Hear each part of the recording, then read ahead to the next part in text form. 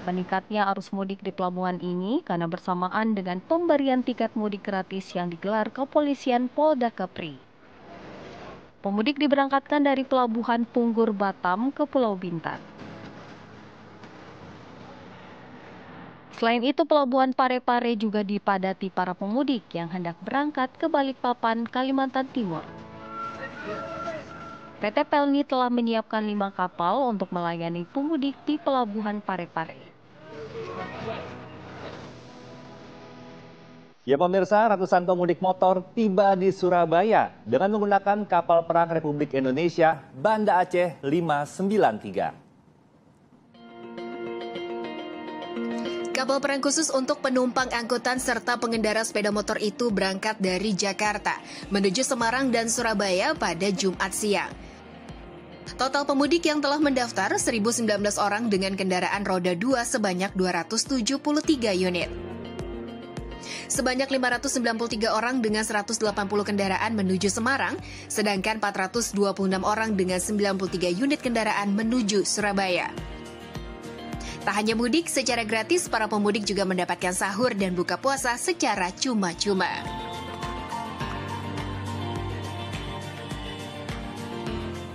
Sementara itu, antrean pemudik kendaraan roda 2 memadati Pelabuhan Ciwandan, Kota Cilegon, Banten pada H-2 Lebaran. Terjadi peningkatan volume kendaraan roda 2 di Pelabuhan Ciwandan dibandingkan dengan kemarin. Seperti inilah antrian pemudik kendaraan roda 2 di Pelabuhan Ciwandan, Banten yang hendak menyeberang ke Pelabuhan Bakauheni, Lampung pada hari ini atau H-3 Lebaran 2024. Antrian pemudik yang memanjang hingga 300 meter ini terpantau meluber hingga keluar area parkir pelabuhan. Sebagian pemudik yang mulai kelelahan mengantri nampak melepas penat di area pelabuhan. Hari ini volume kendaraan roda 2 yang memadati Pelabuhan Ciwandan terpantau mengalami peningkatan jika dibandingkan hari kemarin. Pemudik pun mengaku tak menyangka jika hari ini bakal terjadi penumpukan.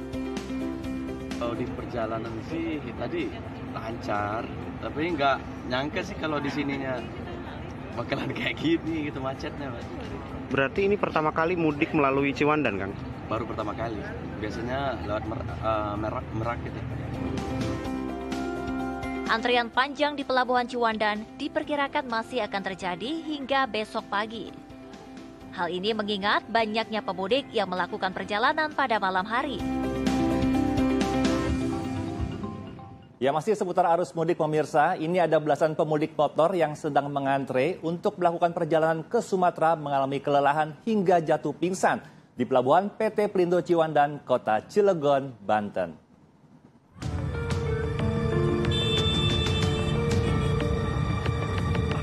Para pemudik yang mengalami kelelahan dan pingsan langsung dievakuasi ke posko kesehatan. Menurut tenaga medis, mayoritas pemudik pingsan karena cuaca panas yang mencapai 34 derajat Celcius, kelelahan dan mengalami dehidrasi. Usai mendapatkan perawatan medis dari tim kesehatan, para pemudik bisa melanjutkan perjalanan kembali. Nah, buat para pemudik untuk menjaga kesehatan agar tiba dengan selamat di kampung halaman. Kita beralih ke informasi selanjutnya pemirsa. Ini ada pemudik asal Jakarta yang nekat pulang ke kampung halamannya ke Tegal, Jawa Tengah dengan menggunakan bajai. Selain menghemat biaya, ini dilakukan agar bisa beristirahat di jalan dengan sesuka hati.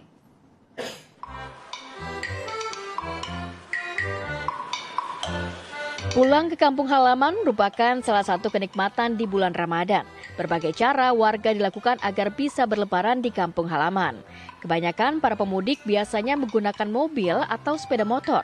Namun berbeda dengan Jalal, pemudik asal Jakarta ini menggunakan bajai sebagai kendaraan untuk pulang ke kampung halaman ke wilayah Tegal, Jawa Tengah. Jalal yang sehari-hari sebagai supir bajai di Jakarta ini mudik bersama 4 anggota keluarganya ke wilayah Tegal, Jawa Tengah. Ia bersama keluarganya berangkat dari Jakarta pada Minggu pagi. Setelah menempuh perjalanan selama 3 jam, ia dan keluarga sampai di jalur arteri Pantura Karawang.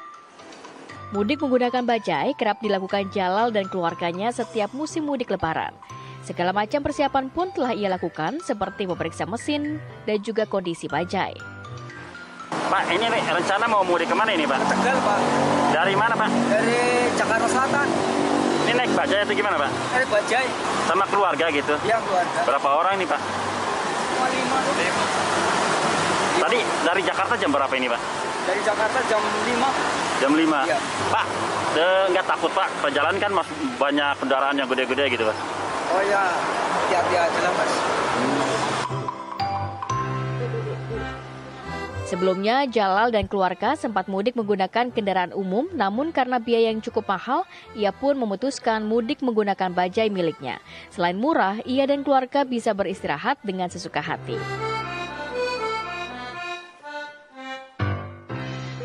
Berbagai cara dilakukan perantau untuk bisa pulang ke kampung halaman, tak hanya dengan sepeda motor, angkutan umum, atau mobil pribadi, namun juga menggoyah sepeda. Seperti yang dilakukan pria Parubaya asal Purwokerto yang melakukan perjalanan mudik lebih awal dengan sepeda gunungnya. Di tengah deru mesin dan laju cepat kendaraan bermotor di Pantura Cirebon, Warsito tetap semangat menggayuh sepeda gunungnya. Pria berusia 50 tahun tersebut melakukan perjalanan mudik dengan menggoyah sepeda kesayangannya seorang diri. Warsito berangkat dari Cikampek pada Selasa malam dengan tujuan kampung halamannya yakni di Purwokerto. Warsito hidup seorang diri menjadikan sepeda sebagai sarana untuk pulang ke kampung halaman setiap mudik tiba. Bukan tak memiliki sepeda motor, namun karena kecintaannya terhadap olahraga khususnya sepeda, membuat jarak Cikampek Purwokerto yang cukup jauh ditempuh tanpa terasa. Biasanya, Warsito melakukan perjalanan mudik selama 2-4 hari dengan melewati rute Pantura Subang, Indramayu, Cirebon, dan juga Pantura Brebes sebelum lanjut ke jalur selatan menuju ke Purwokerto. Meski harus berbaur dengan cepatnya laju sepeda motor dan juga mobil hingga truk, namun Warsito tidak khawatir. Bendera merah putih dipasang di bagian belakang dan juga memberi penerangan lampu di depan. Tak ada kendala yang berarti yang dihadapi Warsito kecuali cuaca panas terik hingga hujan yang dapat berubah sewaktu-waktu. Sepeda enak, naik sepeda santai, nggak ongkos. Sehari-hari naik sepeda juga? Sepeda, sehari-hari sepeda. Sebelumnya naik sepeda juga, Pak? Iya, sepeda terus. Sepeda. Soalnya jam 6 lah dari sana. 6 sore berangkat. Istirahat di masjid, berhenti dulu. Sampai Purwokerto kira-kira kapan, Pak? Nanti besok. Warsito biasa melakukan perjalanan 2-3 jam, lalu kemudian beristirahat untuk meregangkan ototnya yang kencang.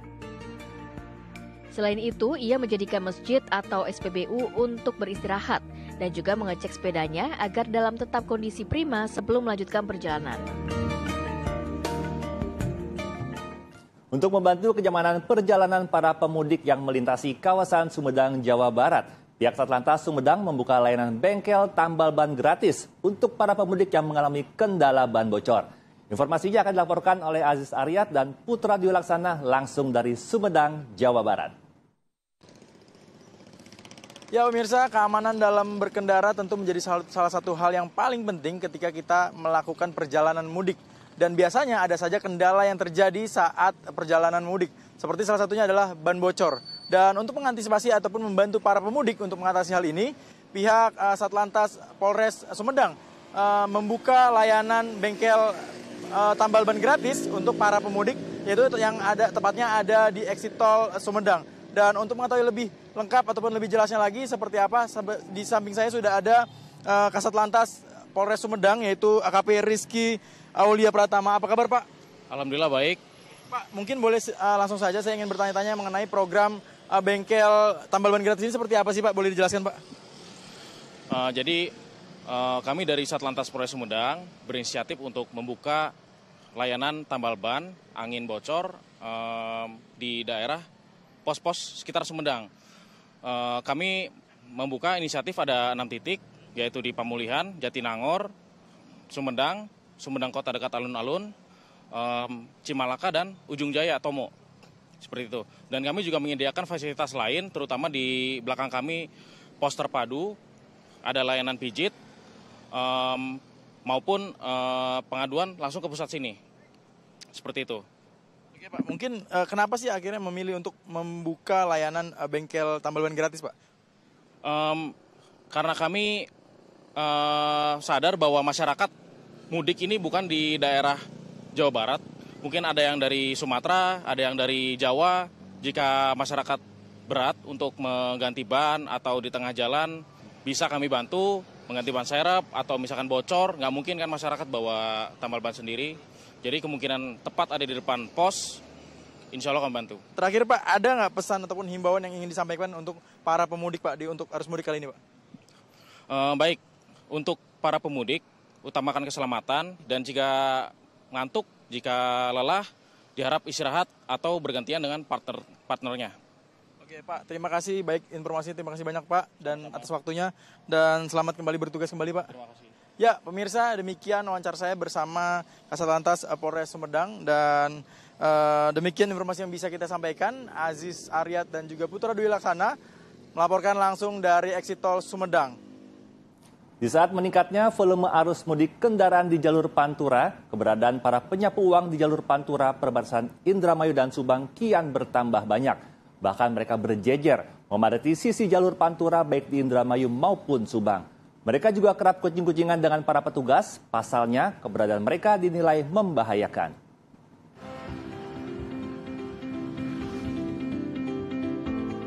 Seperti inilah keberadaan para penyapu uang di jalur Pantura di sekitar jembatan Sewo yang merupakan perbatasan antara Kabupaten Indramayu dan Kabupaten Subang, Jawa Barat. Di saat meningkatnya volume kendaraan arus mudik di jalur Pantura ini, keberadaan mereka kian bertambah banyak. Bahkan para penyapu uang ini berjejer cukup panjang memadati sisi jalur Pantura perbatasan tersebut. Tak hanya orang dewasa, ada pula sejumlah anak-anak yang ikut untuk menyapu uang di jalan. Sejumlah ibu-ibu juga nampak menggendong anaknya di tengah terik matahari dan bisingnya suara mesin kendaraan yang melintas. Sesekali para penyapu uang ini juga berebut uang yang dilemparkan pengguna jalan yang melintas di badan jalan. Hal ini dinilai cukup membahayakan bagi pengguna jalan atau pemudik maupun bagi penyapu uang itu sendiri. Mereka pun kerap kucing-kucingan dengan petugas yang berupaya menertibkan mereka. Namun mereka tetap kembali berjejer di jalan untuk kembali menyapu uang dari para pengendara. Para penyapu uang ini sebenarnya sadar akan bahaya. Namun dengan berbagai alasan mereka nekat mencari uang, terutama untuk keperluan lebaran. Itu Pak, duit buat lebaran, buat jajan anak-anak. Gitu. Tapi kan bahaya Bu. Iya bahaya, tapi ya minggir. Takut Pak. Cuman? Ya butuh sih. Ya takut mau beri priwe makanya apa? Takut ya? Takut. Cuman dipaksa tuh. Ya iya. Harap menggadang sama petandur banyak aneh rara. Harap priwe emang aneh. Keberadaan para penyapu uang di jembatan Sewo ini sudah lama ada dan menjadi tradisi bagi warga sekitar. Apalagi di saat meningkatnya volume arus mudik lebaran, keberadaan mereka semakin bertambah banyak. Guna memastikan kesiapan para petugas mudik, Sat Narkoba Polres Pelabuhan Belawan memeriksa urin seluruh anak buah kapal motor KM Kelut di Terminal Penumpang Bandar Deli, Medan, Sumatera Utara.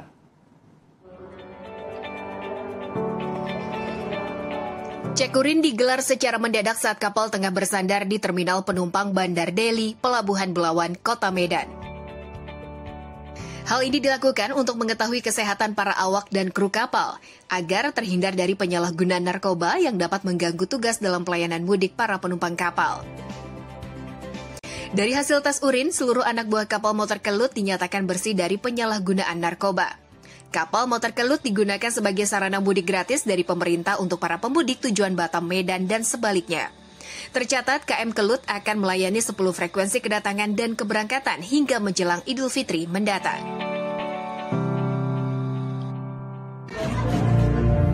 Akibat perang, warga Gaza berbuka puasa dengan dedaunan. Selengkapnya sesaat lagi, tetap di Cakrawala.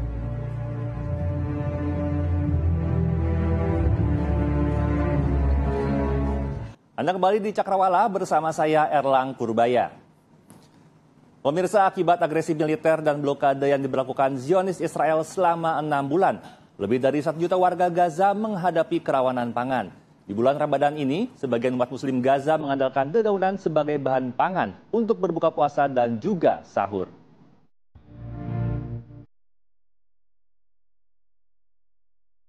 Inilah kegiatan sehari-hari bagi warga Gaza Wael Atar akibat agresi militer Israel. Tidak banyak bahan makanan yang bisa dipilih. Tidak ada ayam, telur, atau ikan, apalagi daging. Wael dan anak-anaknya pun sibuk memetik daun molokhia untuk dimasak sebagai makanan buka puasa dan sahur di bulan Ramadan ini. Anak-anakku bilang, "Ayah, kenapa tiap hari daun lagi, daun lagi?" Tapi di sini tidak ada bahan pangan. Tak ada tepung, tak ada makanan, tak ada uang. Hidup sehari-hari jadi serba terbatas. Daun molokhia kemudian dimasak menjadi sejenis sup untuk disantap saat buka puasa dan sahur. Akibat agresi militer Israel, Wael beserta istri dan anak-anak mungil mereka menempati tempat pengungsian. Zionis Israel telah menghancurkan rumah mereka di Jabalia, Gaza. Menurut Bank Dunia dan PBB, lebih dari separuh penduduk Gaza berada di ambang bencana kelaparan. Sebagian di antara mereka sudah menghadapi kerawanan pangan serta kekurangan gizi. Ya pemirsa, hati-hati dalam berkendara saat mudik Lebaran. 2 orang pemudik tewas akibat tertabrak bus di Jalan Raya Ngawi, Solo. Berita ini sekaligus menutup perjumpaan kita pagi ini. Saya Alam Purbaya pamit undur diri. Tetap semangat, selamat berpuasa. Sampai jumpa dan wassalamualaikum.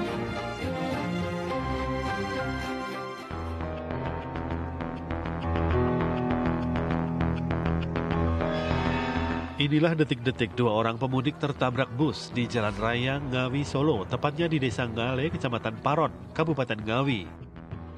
Kecelakaan bermula saat bus Sumber Selamat melaju dari arah Yogyakarta menuju Surabaya. Sesampai di lokasi, bus terlihat mendahului sebuah mobil. Namun nahas di saat bersamaan datang sepeda motor korban dari arah berlawanan dan tabrakan pun terjadi. Pengendara motor atas nama Sri Agung Setiawan berusia 21 tahun meninggal dunia di lokasi. Sedangkan penumpang sepeda motor atas nama Freda Siti Mahela usia 28 tahun meninggal dunia dalam perjalanan menuju Rumah Sakit Widodo Ngawi. Antara bus Sumber Selamat dan sepeda motor. Korban 1 meninggal dunia di tempat dan 1 meninggal dalam perawatan di rumah sakit. Untuk korban itu pemudik atau gimana? Ya diduga pemudik karena platnya luar kota. Untuk kronologis sementara seperti apa? Kronologis kecelakaan bus Sumber Selamat ngeblong mobil roda 4. Jadi bisnya mendahului gitu ya? Jadi bisnya mendahului gitu ya? Ya, mendahului roda 4. Kasus kecelakaan tersebut kini ditangani Unit Gakum Satlantas Polres Ngawi.